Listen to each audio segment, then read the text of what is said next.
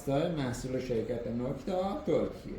ما دستگاه روشن کردیم. میخوام این حساسیت دستگاه با چه حالته. یه سکه رو رد کنید، فاصله 10 سانتی داره، یه سکه رو سنس میکنه.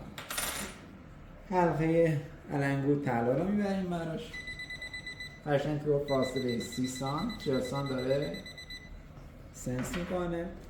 یه سینی 10 رو به فاصله 50 سانتی داره قشنگ سنس میکنه. روی خود دستگاه 3 تا دکمه وجود داره. یه دکمه خاموش روشن کردن سیستم، دکمه F مال صدا و ویبره هستش و دکمه اول مال چراغ‌قوه دستگاه هستش. یه حساسیت داره که اگه خواستی حساسیتش رو کم و زیاد کنی این دکمه F میگیری، با این دکمه حساسیت شما کم و زیاد میکنید. انشالله که موفق و معیار باشید.